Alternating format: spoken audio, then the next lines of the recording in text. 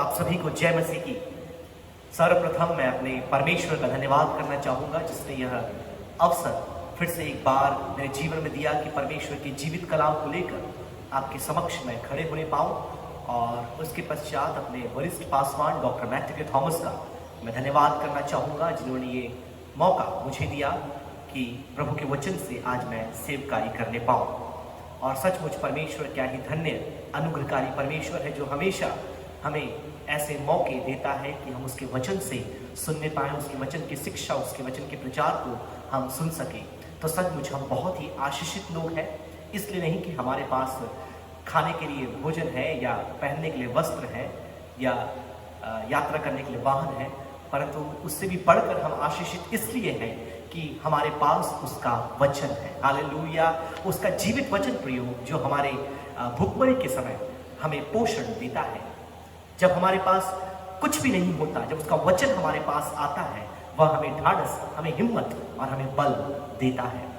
तो यदि आपको याद होगा, बीते समय में हमने परमेश्वर के वचन से एक विषय को देखा था, लगभग 2 सप्ताह पहले की बात है, कि आखिर ये दुख, परेशानी विश्वासियों के जीवन में क्यों आती है।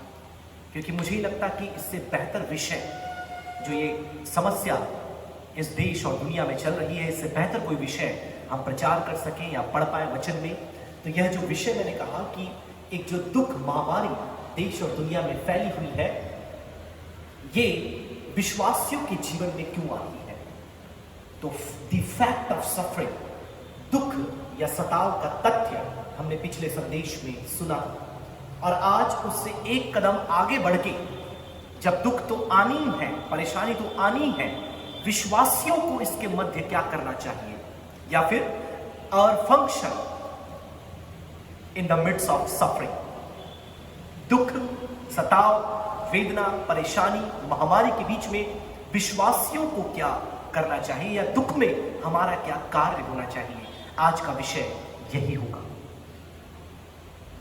और जो शास्त्र परमेश्वर के वचन से मैंने चुना है वो है पहले पतरस की पत्री 5वां अध्याय, उसकी 6वीं आयत से लेकर 10वीं आयत तक। इसके बीच की कुछ आयतों को हम कई बार एक निकाल करके पढ़ते हैं, लेकिन ये पूरे एक परिच्छेद में, एक पूरे संदर्भ में इनका मतलब हमारे लिए क्या है, आज परमेश्वर के वचन से हम सीखने पाएंगे। और जैसा कि मैंने आपसे कहा कि इस दुख से बड़ा कोई विषय नहीं है आज के समय में, क्योंकि बीते दिनों में जैसे कि आपने सूचनाओं को भी सुना, हमारे कलीसिया में भी बहुत ज़्यादा दुख प्रिय विश्वासियों ने देखा। कई लोग बीमार थे और कई लोग प्रभु में सो भी गए। बहुत परिवार वालों को क्षति पहुंची है, वेदना पहुंची है।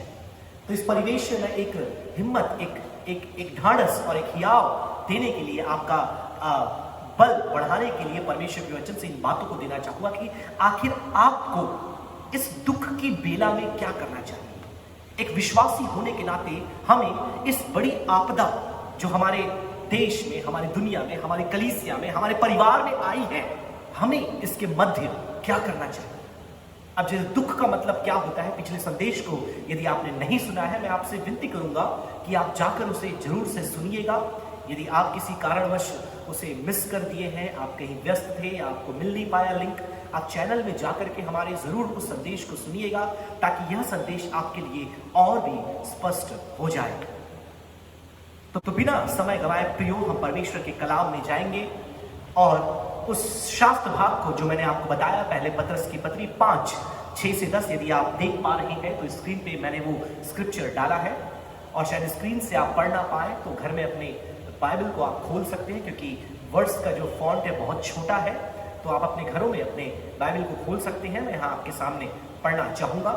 पहले पतरस की पत्री 5वां अध्याय, उसकी 6वीं आयत। इसलिए परमेश्वर के बलवंत हाथ के नीचे दीनता से रहो, जिससे वह तुम्हें उचित समय पर बढ़ाएगा। परमेश्वर के पवित्र वचन के लिए हम धन्यवाद करते हैं। मैं आपको पतरस की पत्री का एक संक्षिप्त में पृष्ठभूमि में आपको बताना चाहूंगा। यदि आप पतरस की पत्री को देखें कि यह किन को लिखा गया था, तो आपको मालूम चलेगा यह उन मसीही विश्वासियों को लिखा गया था जो सताव के कारण अलग अलग स्थानों में बिखरे हुए थे। एक बड़ा सताव जब कलीसिया में आया प्रियो, तो मसीही लोग अलग अलग स्थानों में बिखरे हुए थे, फैले हुए थे। उस कलीसिया के लिए, उन विश्वासियों के लिए प्रेरित पतरस ने इस पत्री को लिखा।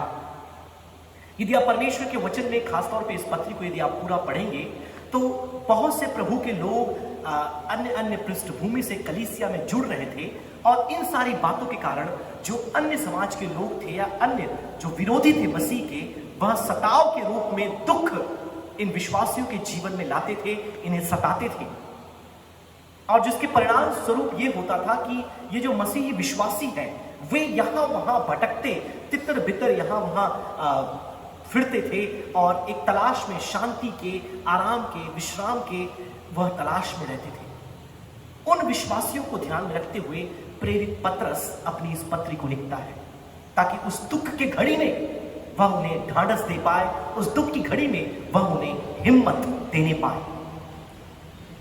और आज आप बोलेंगे कि हमारे लिए इसका क्या प्रयोजन?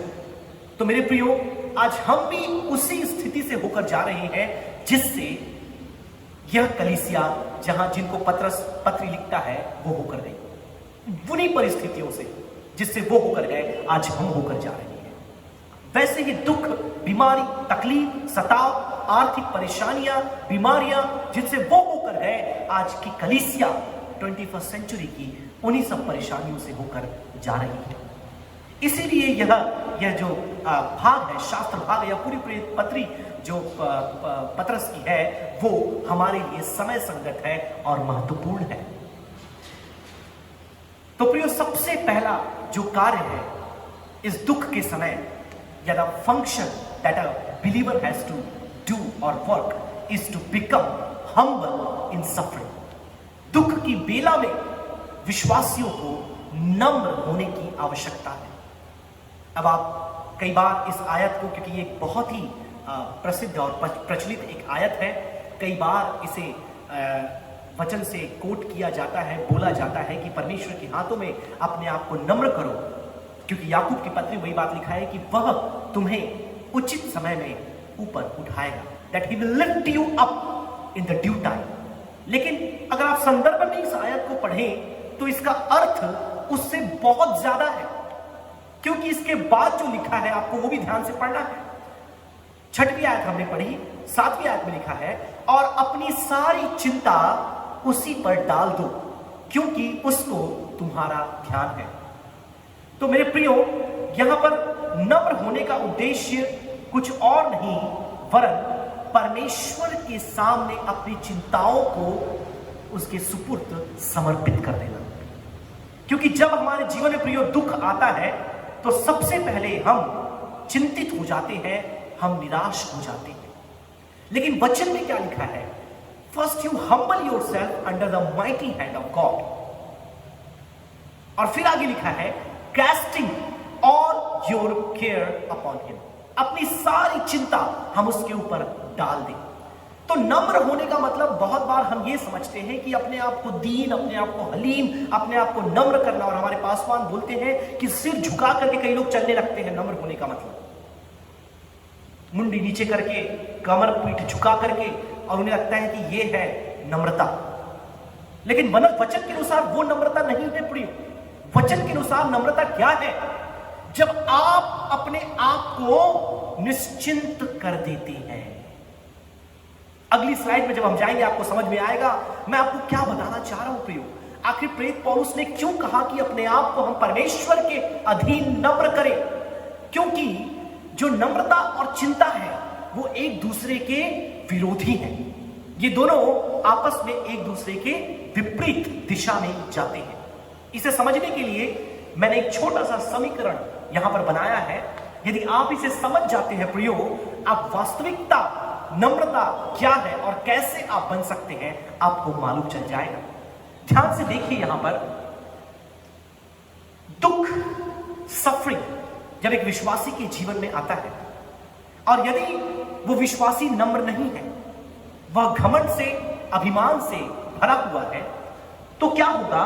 वह आत्मनिर्भर हो जाएगा। क्योंकि जब मैं अपने आप पर भरोसा रखता हूं, अपनी शक्ति पर, अपने बल पर, अपने पैसे पर, अपने परिवार पर, अपनी पृष्ठभूमि पर, अपनी पहचान पर यदि मैं भरोसा करता हूं, मैं निर्भर हो जाता हूं, तो क्या होता है? मेरे जीवन में चिंता आती है, क्योंकि परिस्थिति को मैं अपने हिसाब से संभालने की कोशिश करता हूं। किसी भी समस्या का समाधान मैं अपने हिसाब से करने की कोशिश करता हूं। लेकिन जब एक व्यक्ति नम्र होता है, आप देखिए, जब उसके जीवन में दुख आता है और वो व्यक्ति नम्रता अपने जीवन में बनाए रखता है, परमेश्वर के अधीन रहता है, तो वह आत्मनिर्भर नहीं, वो परमेश्वर निर्भर बन जाता है। Praise the Lord, hallelujah. आज जरूरत है कि कलीसिया आत्मनिर्भर नहीं परंतु परमेश्वर निर्भर बनने पाए। आज बहुत से लोग अलग अलग स्थान पर आत्मनिर्भर बनने के लिए बोल रहे हैं, लेकिन बता चाहूंगा, मसीही विश्वासी होने के नाते आपको आत्मनिर्भर नहीं बनना है, आपको परमेश्वर पर निर्भर होना है। क्योंकि यदि आप परमेश्वर पर निर्भर होंगे, आप आनंदित होंगे, आप निश्चिंत होंगे, क्योंकि आप अपनी चिंता उस परमेश्वर के ऊपर डाल देंगे। क्योंकि जब हम अपनी शक्ति, अपने बल, अपनी बुद्धि का इस्तेमाल करते हैं और अपने ताकत से हाथ पैर मारने की कोशिश करते हैं, हमारा मन, दिमाग तनाव और चिंता से भर जाता है, क्योंकि हमने सारा बोझ अपने कांधे पर रखा है। जिस प्रकार से हमारे पासवान हमेशा बताया करते थे, उस बुजुर्ग महिला का दृष्टांत, जो एक सड़क से भारी लकड़ी की गठरी अपने सिर पर रखकर ले जा रही थी, लेकिन एक व्यक्ति ने, एक बस वाले ने उसे देखा और उसे लिफ्ट दे दी, उसे बैठा लिया। उस बस के अंदर वो चली गई, बैठ गई, लेकिन फिर भी वो अपने सिर में क्या रखी थी? उस गठरी को रखी हुई थी, लकड़ी का। और जब उससे पूछा गया कि भाई तुम सिर पर क्यों रखे हो, तुम नीचे रख दो, तो उसने बोला इस बस में ओवरलोड हो जाएगा, एक तो बड़ी मुश्किल से मुझे बैठाया है, ओवरलोड हुआ पता नहीं फिर क्या होगा। कई बार हमारी स्थिति ऐसी होती है, हम प्रभु यीशु मसीह के पीछे चल रहे हैं, उस पर विश्वास करते हैं, उस पर निर्भर होते हैं, लेकिन हम अपने आप को इतना नम्र नहीं कर पाते कि हम अपनी चिंता उसके ऊपर डाल दें। इसलिए आप ध्यान से देखिए, प्रेरित पतरस 6वीं आयत में कहता है, अपने आप को परमेश्वर के उस बलवंत हाथ के नीचे नम्र करो, दीन करो, और क्या रखा है? और अपनी सारी चिंता उस पर डाल दो। यदि आप नम्र नहीं बनेंगे प्रियो, आप अपनी चिंता उस पर नहीं डाल सकते। वो चिंता आपको अंदर से खाती रहेगी, आपको अंदर से वो चिंता आपको खोखला बनाती रहेगी। और आज यदि आप देखें, आज के समय में कई लोग न्यूरो साइकोलॉजिकल डिजीज से परेशान है, मानसिक रोगों से ग्रसित है। चाहे आप डायबिटीज की, शुगर की बात करें, चाहे हाइपरटेंशन, ब्लड प्रेशर की बात करें, इनका सीधा सीधा संबंध आपके टेंशन और चिंता से जुड़ा हुआ है। कई बार लोग बोलते हैं कि खान पान से इनका संबंध है, होगा 20-30% खाने पीने से प्रभाव पड़ता है, लेकिन उससे ज्यादा यदि आप कुछ भी गलत ना खाएं, कुछ भी बुरी चीजों का सेवन ना करें, लेकिन यदि आप चिंतित हैं, आप टेंशन में हैं, आप एंजाइटी में हैं, आप डिप्रेशन में हैं, आपका स्वास्थ्य ठीक नहीं रहेगा। और जिस प्रकार से मैंने पिछली बार भी कहा था, मैं फिर से दोहराऊंगा, मैं कोई डॉक्टर नहीं, लेकिन जो चिकित्सक है, जो डॉक्टर है, वो ये बोलते हैं कि अधिकतर लोग जो हॉस्पिटलाइज हो रहे हैं, वो एक भय, चिंता, डर के कारण हॉस्पिटलाइज हो रहे हैं। उनके अंदर किसी न किसी प्रकार की एंजाइटी पाई जाती है, किसी न किसी प्रकार की परवाह पाई जाती है, और जब वो बढ़ते जाता है, बढ़ते जाता है, बढ़ते जाता है, वे लोग बीमार पड़ जाते हैं। और ऐसी परिस्थिति में प्रियो, प्रभु का वचन आपको और मुझे अपने आप को नम्र करने के लिए कहता है कि तुम सारी जिम्मेदारी अपने हाथ में मत लो, तुम सारा चिंता अपने हाथ में मत लो, तुम मेरे ऊपर अपनी चिंता डाल दो, क्योंकि मैं तुम्हारी परवाह करता हूं, मैं तुम्हारी चिंता करता हूं। और यदि आप इस समीकरण को समझ के प्रियो, मैं विश्वास करता हूं कि आप कहीं ना कहीं अपने जीवन में आज चिंता मुक्त, निश्चिंत महसूस करेंगे, क्योंकि आपने अपने आप को परमेश्वर के हाथों में सौंप दिया है। आपकी समस्या आपने अपनी नहीं समझी है, आपकी चिंता आपने अपनी नहीं समझी है, आपकी बीमारी आपने अपनी नहीं समझी है, आपने उसे परमेश्वर के हाथों सौंप दिया है। आपने अपने आप को इतना नम्र कर दिया है कि आपने कहा कि समस्या से पहले मैं नहीं परंतु मेरा परमेश्वर। और यही बात पिछले दिनों में फिलिप सर जब प्रचार कर रहे थे, उन्होंने कहा कि समस्या को देखकर यह ना बोलो कि कितनी बड़ी समस्या है, समस्या से यह कह दो कि मेरा परमेश्वर कितना बड़ा और महान है। चिंता आत्मनिर्भर होने का परिणाम है। Anxiety is the result of self reliance. और आत्मनिर्भर हम क्यों होना चाहते हैं आपको मालूम है? कई बार परमेश्वर ने हमें इतनी आशीषें दी है, कई बार हम उन आशीषों पर निर्भर होने लगते हैं। ध्यान से सुनिएगा इस बात। कई बार परमेश्वर की इतनी आशीषें हमें मिली है, इतनी बरकतें हमें मिली है, हम परमेश्वर को छोड़कर उन आशीषों पर, उन बरकतों पर हम निर्भर होने लगते हैं। वो आशीषें क्या है? एक अच्छा स्वास्थ्य। वो आशीषें क्या है? धन, पैसा। वो आशीषें क्या है? संसाधन जो हमारे पास है। वो आशीषें क्या है? रिश्तेदारी, पहचान, ख्याति। इन सारी बातों पर हम निर्भर होने लगते हैं। और जब उन बातों से हमें धोखा मिलता है, हम डिप्रेशन और चिंता में चले जाते हैं। इसलिए परमेश्वर का वचन कहता है प्रियो कि परमेश्वर के बलवंत हाथों के नीचे अपने आप को दीन करो, नम्र करो और अपनी सारी चिंता तुम उसके ऊपर डाल दो। Praise the Lord, hallelujah. आज वो दिन होगा प्रियो, यदि आप अपने जीवन में किसी प्रकार के तनाव से, चिंता से, परेशानी से होकर जा रहे हैं, मैं आपको केवल एक ही बात बोलूंगा, आप अपने आप को नम्र कर दें, आप अपने आप को दीन कर दें। सिर झुका के, मुंडी नीचे करके, धीरे बोलने वाले नहीं, परंतु अपने मन में परमेश्वर को अपनी चिंता देने वाले, अपने आप को परमेश्वर के हाथों में सौंपने वाले, अपनी परिस्थिति को परमेश्वर के हाथों में सौंपने वाले। प्रभु यदि ये पहाड़ टले या ना टले, तेरी इच्छा मेरे जीवन में पूरी हो जाए। प्रभु इस सी का मुंह बंद हो या ना हो, तेरी इच्छा मेरे जीवन में पूरी हो जाए। प्रभु इस आग में चाहे हम जलकर मरे या जिंदा यहां से वापस आए, मेरी नहीं परंतु तेरी इच्छा पूरी होने पाए।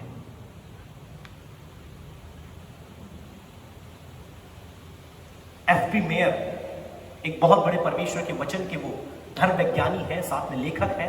वो ऐसा बोलते हैं कि treat cares as you treat since.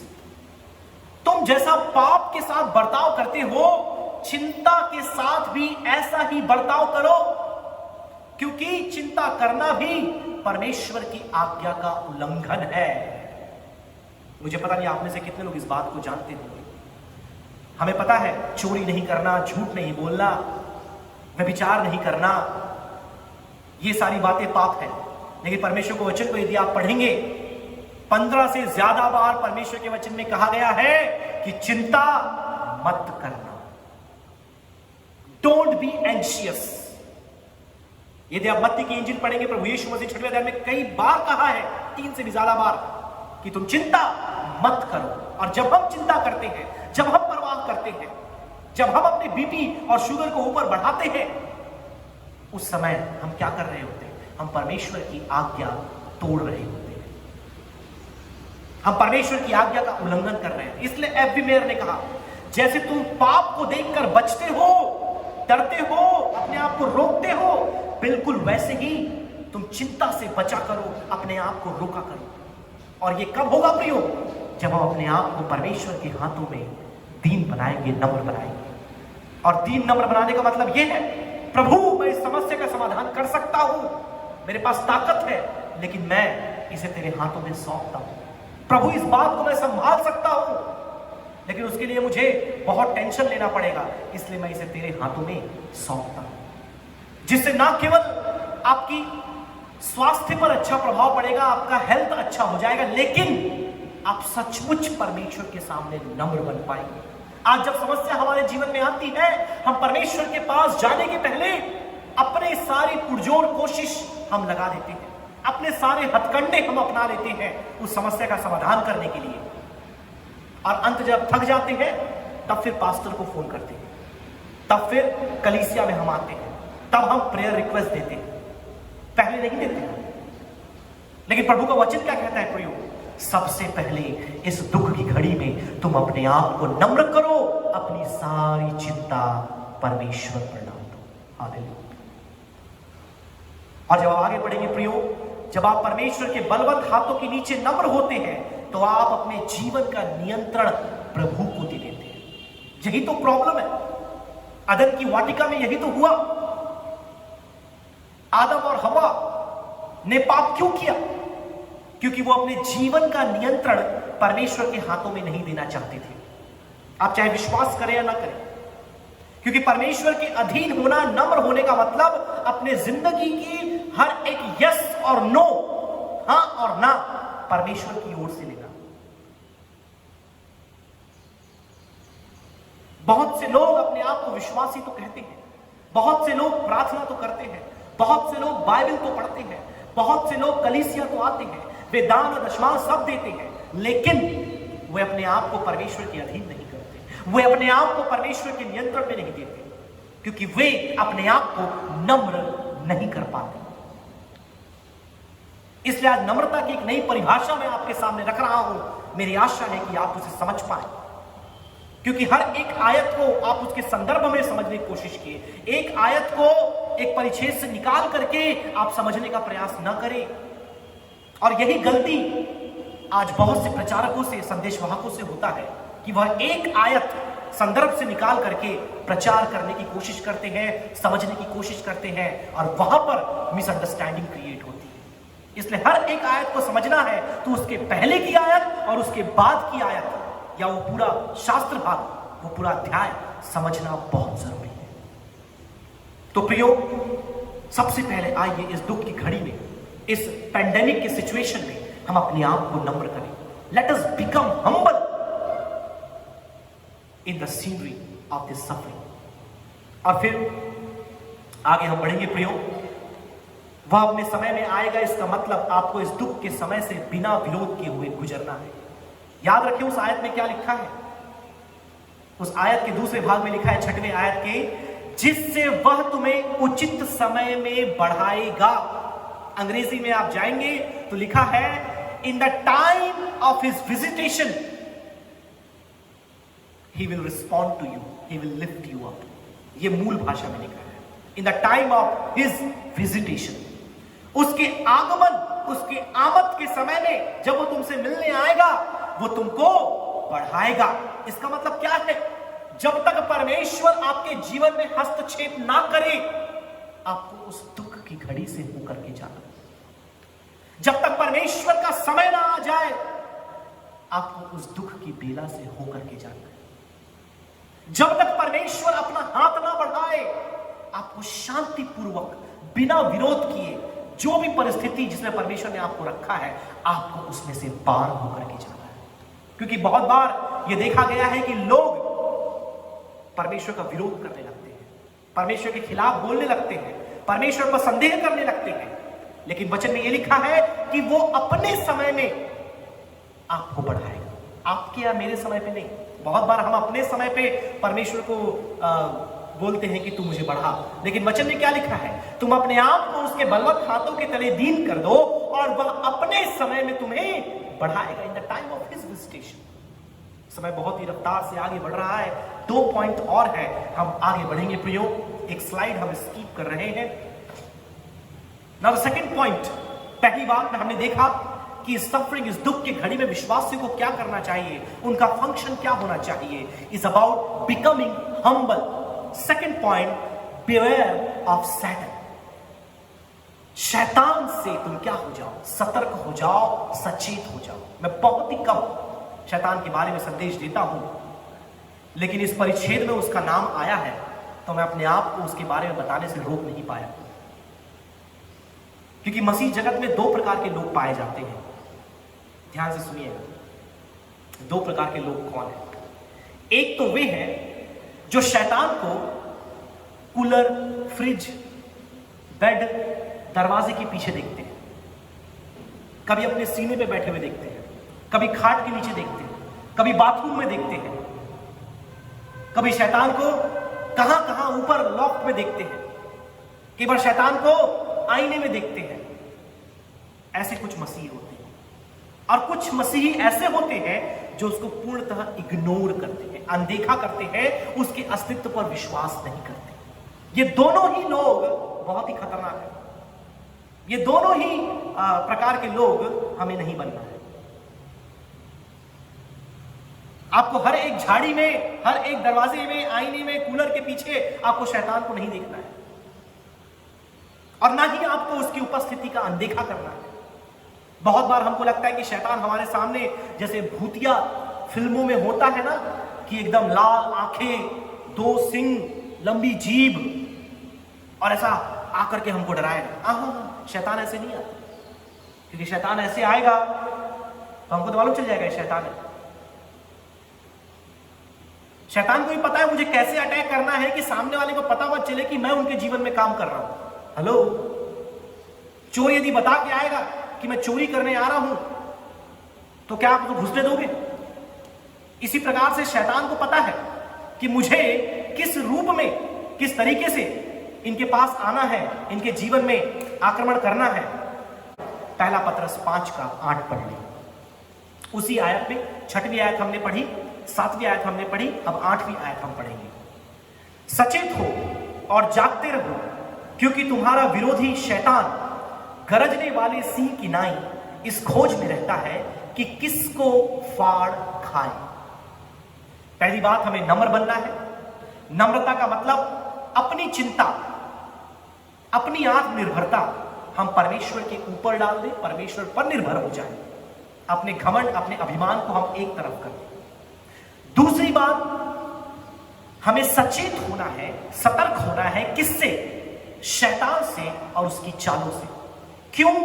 क्योंकि वह इस खोज में रहता है कि किसको फाड़ खाए।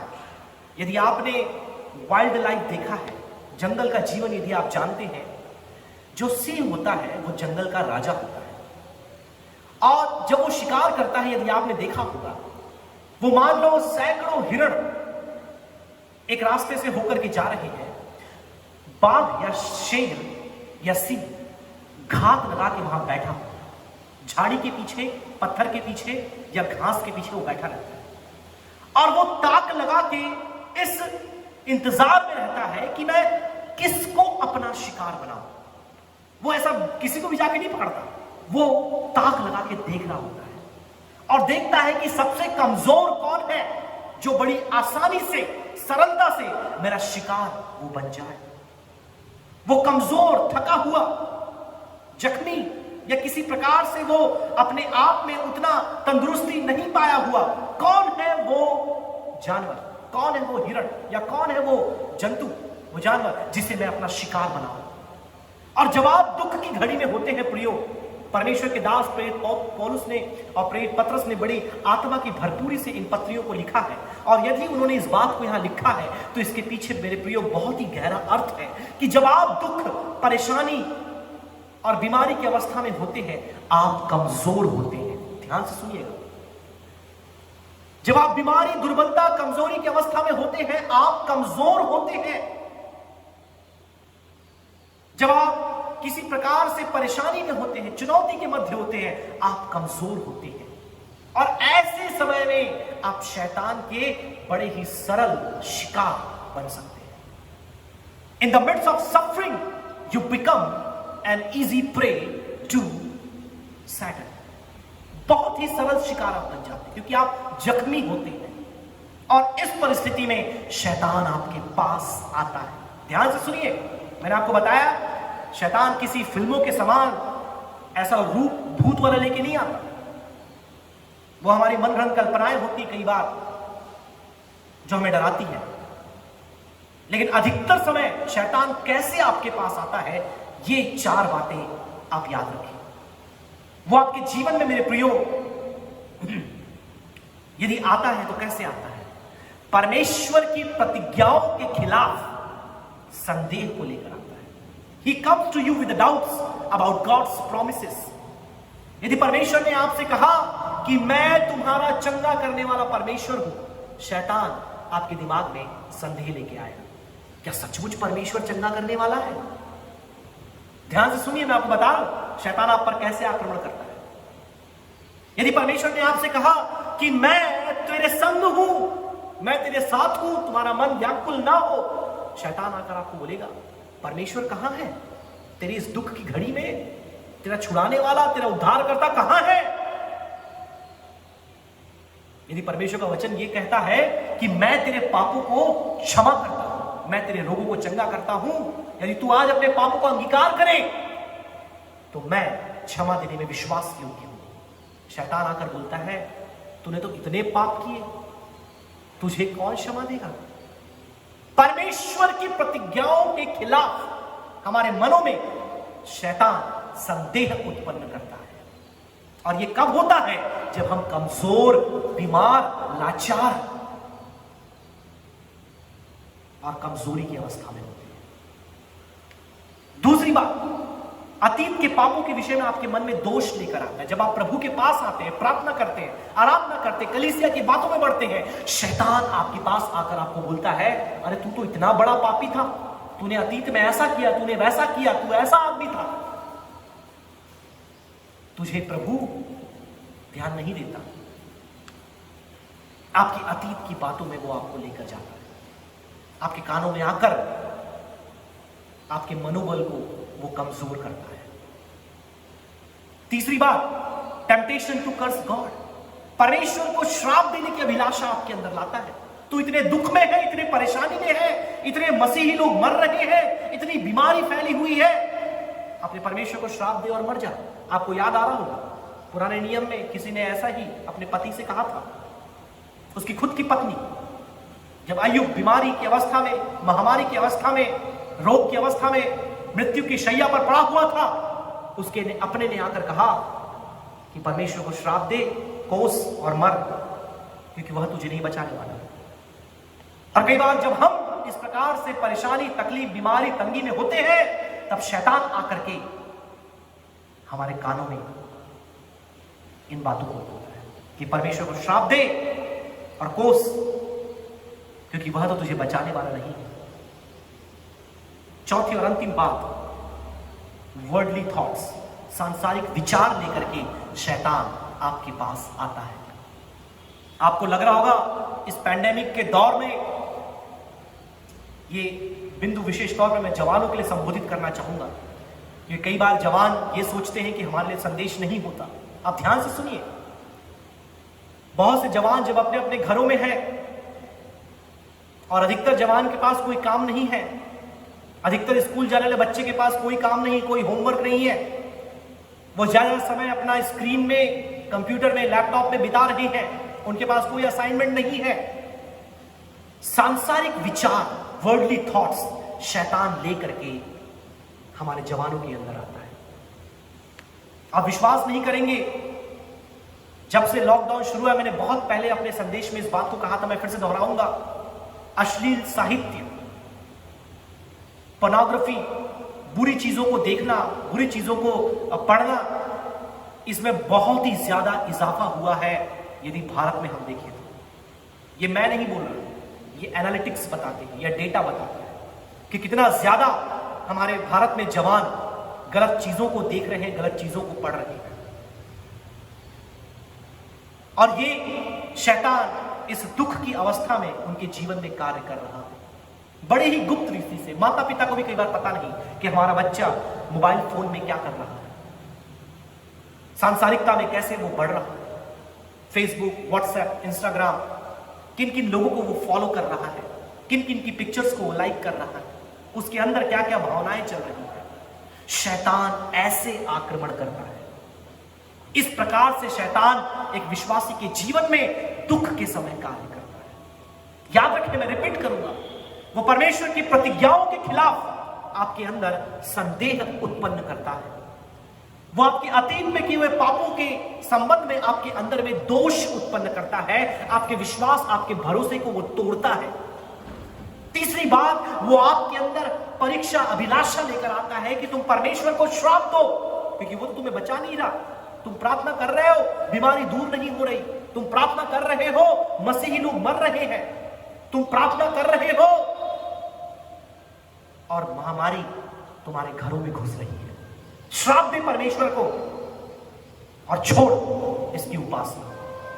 शैतान ऐसे आपके जीवन में आ रहा है, नॉट आएगा नहीं, आ रहा है।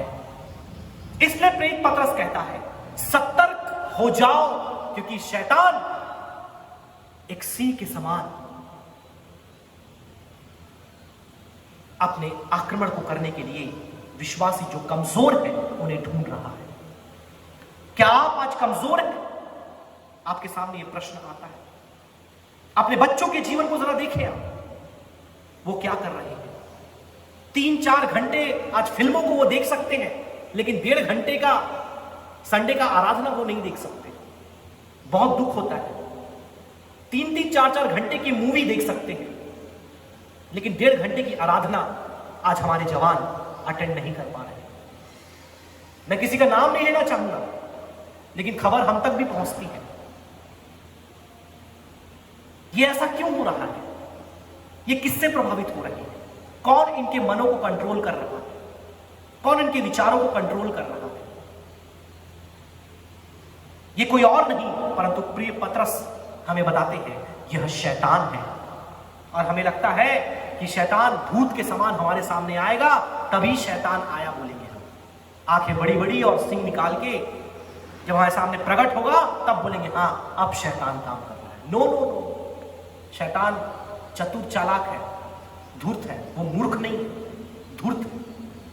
उसे अच्छे से मालूम है कि कैसे मुझे आक्रमण करना है। सिंह को यूं ही जंगल का राजा नहीं कहा जाता, उसके पीछे कारण है। आगे बढ़ेंगे, समय बहुत ही आगे बढ़ चुका है। अपनी सारी चिंता या अपनी सारी परवाह यीशु पर डालने के बाद आप लापरवाह ना हो जाए। ध्यान से सुनिए मैंने क्या बोला। After casting all your cares on Jesus, please don't become careless. After casting all your cares on Jesus, please don't become careless. अपनी सारी परवाह यीशु पर डालने के बाद आप लापरवाह ना बने, लेकिन क्या बने? सचेत और सतर्क हो जाए। Be vigilant, be alert, beware of the tactics of Satan. शैतान की चालों के प्रति आप सतर्क हो जाए। और किन प्रकार से वो आपके जीवन में आता है मैंने आपको बताया। तीसरी बात जो प्रेरित पतरस, मैं धन्यवाद करता हूं उसकी इस पत्री के लिए, वो हमें बताता है बिहेव इन फेथ। विश्वास के साथ व्यवहार करें। दुख के समय, परेशानी के समय, तनाव के समय, महामारी के समय आप विश्वास के साथ व्यवहार करें। बिहेव इन फेथ, क्योंकि हम सब बिहेव करते हैं।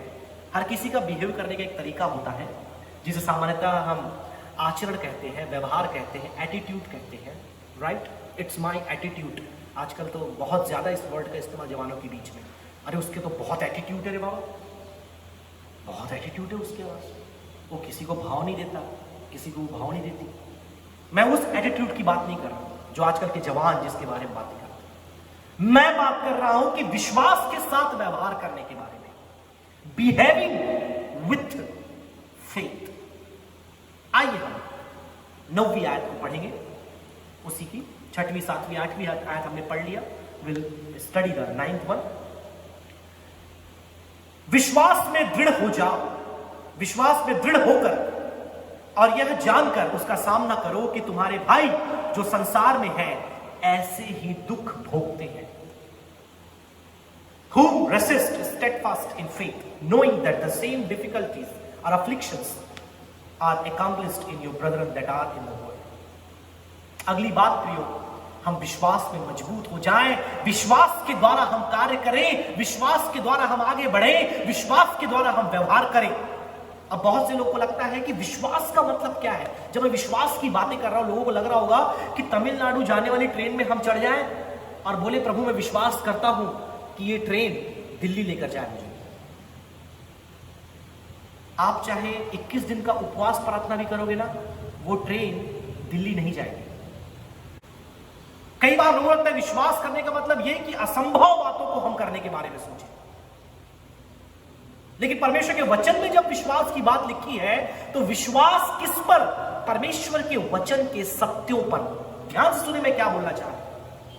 बिलीविंग, ट्रस्टिंग द ट्रूथ्स और the facts of the word of God, not on illusionary concepts.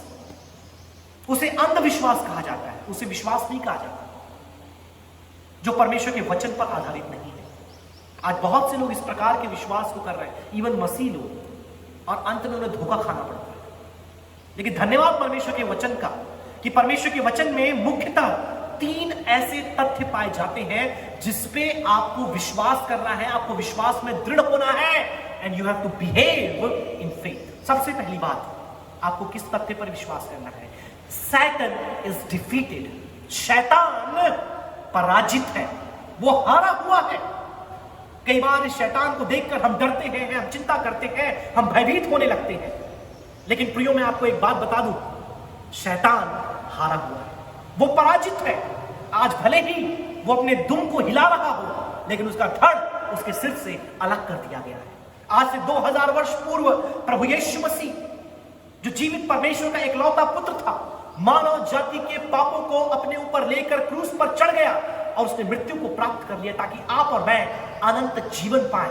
और शैतान और मृत्यु के सिर को उसने कुचल दिया और हमारे पापों को अपने ऊपर लेकर वो बलिदान हुए और मृतकों में से जी उठा ताकि हम उस नए जीवन को प्राप्त करें।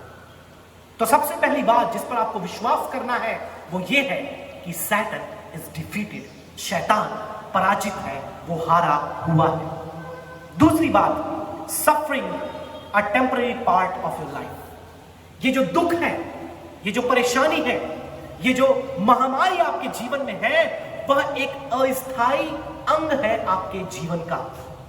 आपको ये विश्वास करना पड़ेगा, क्योंकि आपको ये लग रहा होगा कि ये बात कहां से निकल कर आई। याद रखिए, जो आयत हमने पढ़ी वहां क्या लिखा है, ध्यान से सुनिए। The B part of verse number 9, वहां लिखा है कि तुम्हारे भाई जो संसार में है ऐसे ही दुख भोगते हैं।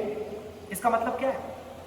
प्रेरित पतरस ये बता रहा है कि तुम जो विश्वासी यहां वहां तितर बितर बिखर गए हो, दुख में हो, महामारी में हो, परेशानी में हो, तुम जो दुख उठा रहे हो ये केवल तुम नहीं उठा रहे, लेकिन तुम्हारे और भी जो प्रिय भाई बहन विश्वासी हैं, मसीह में हैं, उन्होंने भी संसार में ऐसे ही दुख को भोगा है और भोग रहे हैं।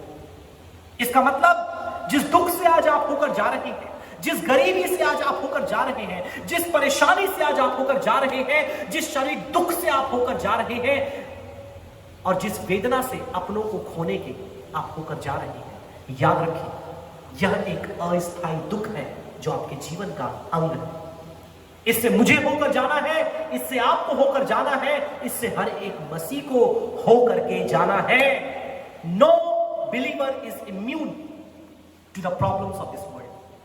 इस जगत की परेशानियों से कोई भी विश्वासी, कोई भी मसीही अछूता नहीं है। तीसरी और अंतिम बात, तीसरा और अंतिम तथ्य जिस पर आपको विश्वास करना है वो ये है, God is in control and he is with you.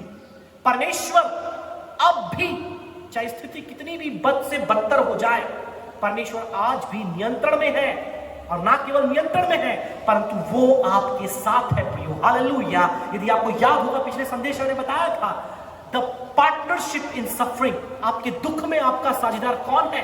वो कोई और नहीं परंतु स्वयं प्रभु यीशु मसीह। और आज परमेश्वर में प्रियो आपके दुख में आपके साथ है। स्थिति कितनी भी क्यों ना बिगड़ जाए, आप कभी भी शैतान की इस बात पर विश्वास न करें कि it is out of control of God, कि परमेश्वर के नियंत्रण से ये बाहर है। आप कभी भी इस बात पर विश्वास न करें। आपकी स्थिति कैसी भी हो, दुनिया में स्थिति कितनी भी बिगड़ जाए, अर्थव्यवस्था कितनी भी नीचे चले जाए, सारी बातें बद से बदतर होती चली जाए, you remember God is in control.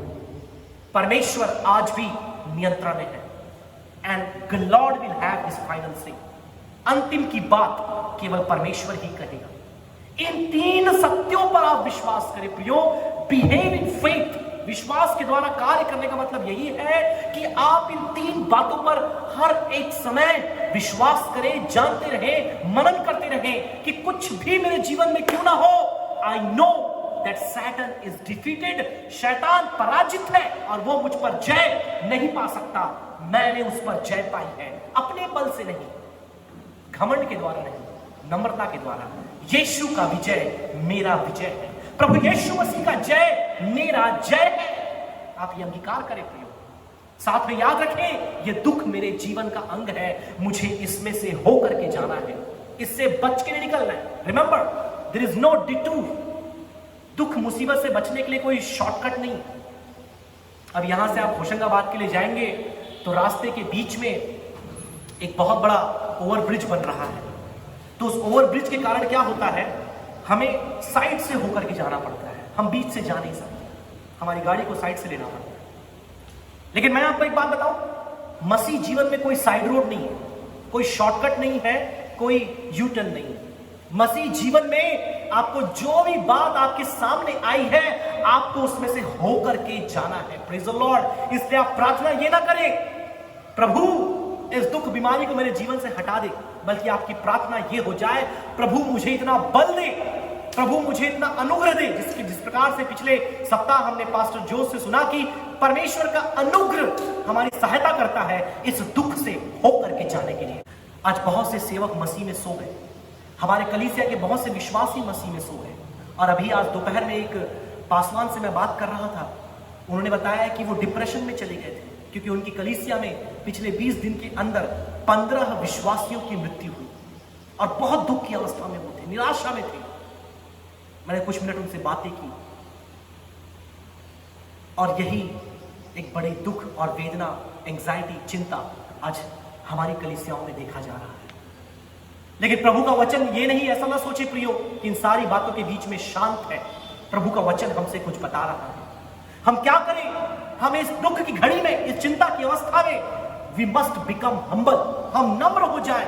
और नम्रता की नई परिभाषा मैंने आपको बताई है, वो यही है कि अपनी चिंता अपने हाथों से छोड़कर हम परमेश्वर के हाथों में दे दे। वो जो बंदूक हमने लेकर सरहद पर हम खड़े हुए हैं शैतान को मारने के लिए, आप वो परमेश्वर के हाथों में सौंप दें कि परमेश्वर तू मेरी परिस्थिति को संभाल, मेरी चिंता मैं तेरे हाथों में सौंपता हूं।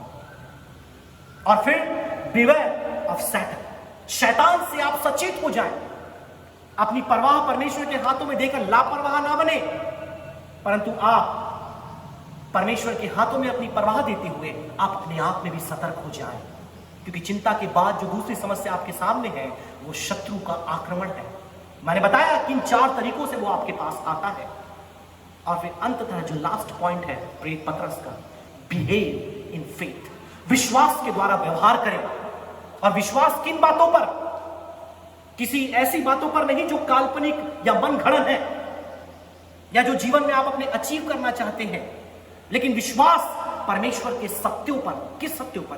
कि शैतान को यीशु ने पराजित कर दिया। आमीन, हालेलुया। ये दुख अस्थायी रीति से मेरे जीवन में आ गई है, ये स्थायी नहीं है। अंततः परमेश्वर हर एक बातों को अपने नियंत्रण में रखा है और आज वो मेरे साथ है। मेरे प्रियो, मैं अकेला नहीं हूं। We are not alone my dear believers. मेरे प्रिय विश्वासियों, आप अकेले नहीं हैं। आपको लगता होगा कि आपके घर में कोई प्रार्थना के लिए नहीं आ रहा है, आपके घर में कोई समस्या खड़ी हो गई, आपसे कोई आकर मिल नहीं रहा है, यहां तक कि आपके पास्टर भी आपके घर नहीं आ सकते, यहां तक कि हम भी आपके पास नहीं आ सकते क्योंकि स्थिति ऐसी बनी हुई है। कई बार एक फोन कॉल भी हम आपको नहीं कर पाते। ऐसे समय में आप याद रखें, कोई भी आपके साथ नहीं, लेकिन परमेश्वर आपके साथ है। हालेलुया। वो कहता है, मैं तुम्हें अनाथ ना छोड़ूंगा, मैं तुम्हें विधवा ना छोड़ूंगा, तुम्हारा मन व्याकुल ना हो, मैं सदैव तेरे संग हूं, मैं सदैव तेरे साथ हूं। बस तुम विश्वास करो that God is in control. और जब प्रियो आप इन 3 बातों को करते हैं, when you become humble, when you become beware, or when you become aware of Satan, or when you finally start behaving in faith, 5 आशीषें आपके जीवन में आती है। 5 आशीषें, केवल उन्हें पढ़ करके अपने संदेश को मैं विराम देना चाहूंगा। आइए हम उसकी अंतिम आयत को पढ़ें जो 10वीं आयत है। वहां लिखा है, अब परमेश्वर जो सारे अनुग्रह का दाता है, जिसने तुम्हें मसीह में अपनी अनंत महिमा के लिए बुलाया है, तुम्हारी थोड़ी देर के इस दुख उठाने के बाद आप ही तुम्हें सिद्ध, स्थिर और बलवंत करेगा। Praise the Lord. 5 बातें यहां पर दिए मेरे प्रियो परिणाम के रूप में। When you do these 3 things, there are 5 things that God is gonna give you। कई बार लगता है हमें कि हम 10 कदम चल रहे हैं, परमेश्वर 1 कदम चल रहा है। लेकिन नहीं, आप यहां 3 कदम चलिए, परमेश्वर 5 आशीषें आपके जीवन में देता है। और वो कौन सी आशीष है? वहां लिखा है, सबसे एक एक करके हम गिनेंगे। द फर्स्ट वन, परमेश्वर सारे अनुग्रह का दाता है। याद रखिए, the first blessing, the first result you have is the grace of God. आगे आप पढ़ेंगे, जिसने मसीह में तुम्हें अपनी अनंत महिमा के लिए बुलाया है।